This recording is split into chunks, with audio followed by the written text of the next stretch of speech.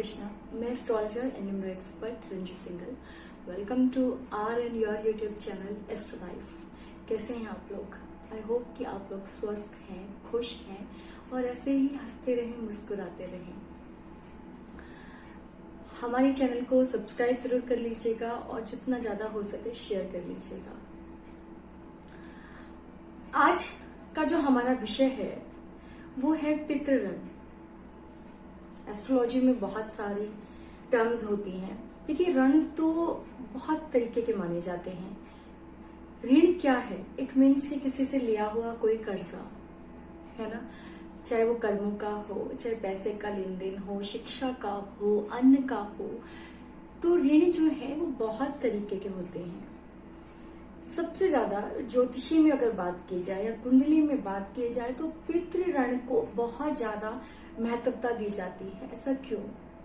पितृ ऋण एक्चुअली है क्या, और क्या हर व्यक्ति उससे ग्रसित है? हर व्यक्ति पितृ ऋण से परेशान है? और क्या बहुत सारी पूजा करने के बाद में पितृ ऋण से मुक्ति मिल सकती है? एक्चुअल में क्या है पितृ ऋण? देखिए, पितृ ऋण से हम ये जो टर्म्स है उससे हम ये समझते हैं कि ऐसा ऋण जो पिता ने लिया हो और वो चुका नहीं पाए किसी भी कारण से, तो बच्चों को चुकाना पड़ता है। इसका एक एग्जाम्पल लेंगे, बहुत अच्छा, मुझे बहुत सटीक लगता है। जैसे राजा दशरथ को श्रवण के माता पिता ने श्राप दिया था कि तुम भी पुत्र वियोग में मरोगे। ठीक है, तो पितृ ऋण राजा राम पे कैसे हुआ? श्राप था राजा दशरथ को। राजा दशरथ को अपने पुत्र वियोग के कारण मरना था, ये उनका श्राप था, उन पर श्राप था। लेकिन इस श्राप को पूरा करने के लिए राजा राम को वनवास जाना पड़ा। तो एक्चुअली ये है कि जो पितृ ऋण है उससे आपके बच्चों को भी कष्ट होता है अगर पिता के ऊपर कोई ऋण है तो। अगर साधारण भाषा में बात की जाए कि पिता ने कोई कर्जा ले रखा है और वो नहीं चुका पा रहे हैं, तो डेफिनेटली उनके बच्चों को लोग परेशान तो करेंगे, है ना। सेम चीज होती है पितृ ऋण के बारे में। अब अगर मैं कुंडली में बात करूं तो पांचवें भाव में अगर बुध, शुक्र या राहु बैठे हों और सूर्य जो है वो एकादश भाव में हो या लग्नस्थ हो, तब पितृ ऋण का निर्माण होता है। सूर्य, बुध, शुक्र 1, 2, 5 या 12वें भाव में चले जाएं तब भी पितृ ऋण का निर्माण होता है। ये तो एक साधारण सी बात हुई हमारी कुंडली की। मैंने आपको कहा था कि हम ऐसी भाषा का प्रयोग करेंगे ताकि आप लोग अपने आप से रिलेट कर सके उसे।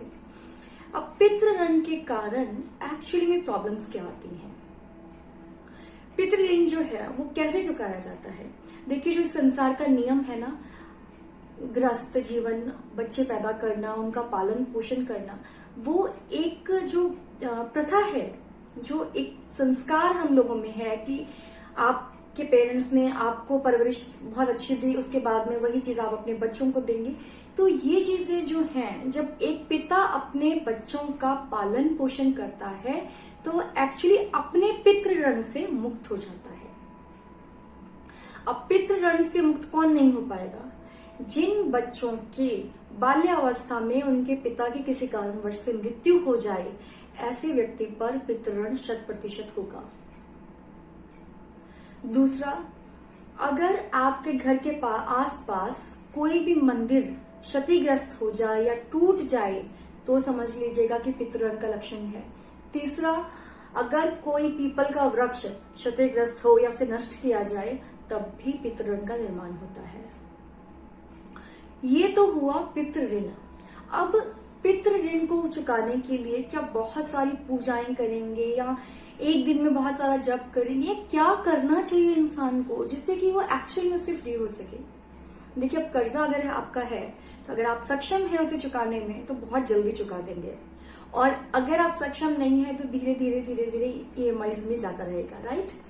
वैसे ही सेम चीज है पितृ ऋण के साथ। अगर आप पूजा पाठ कराते हैं, अपने ग्रहों को शांत करते हैं या अपने पितरों को तृप्त करते हैं, ठीक है, तो आपको शक्ति मिलती है उस पितृ ऋण को जल्दी चुकाने में।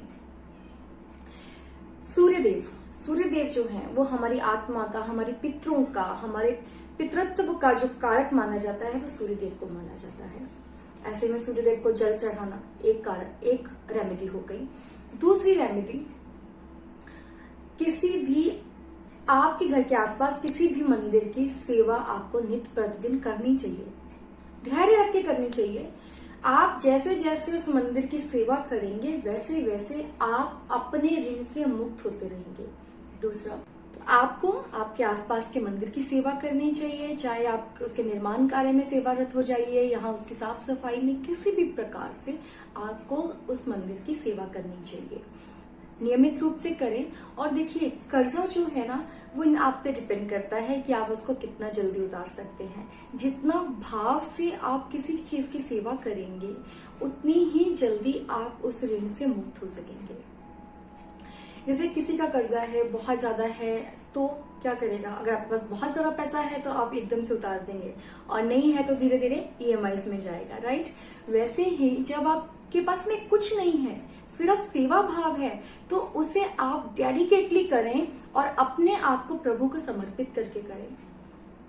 तो देखिए, वो जो ऋण है उससे आप बहुत जल्दी फ्री हो जाएंगे, मुक्त हो जाएंगे। और दूसरा, पीपल की सेवा करें, पीपल को जल से सिंचित करें।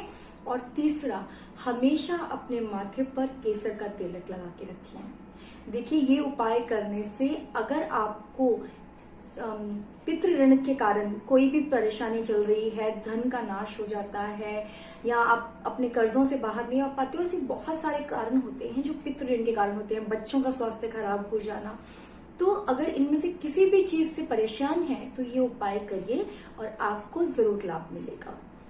आई होप कि आपको आज का वीडियो पसंद आया होगा। अगर वीडियो पसंद आया हो तो वीडियो को लाइक कर दीजिए, चैनल को सब्सक्राइब कर लीजिए और ज्यादा से ज्यादा इस चैनल को शेयर कीजिए। ये प्लीज हमारे लिए आप चैनल को ज्यादा से ज्यादा शेयर कीजिए। हंसते रहें, मुस्कुराते रहें और खुश रहें, व्यस्त रहें। जय श्री कृष्ण।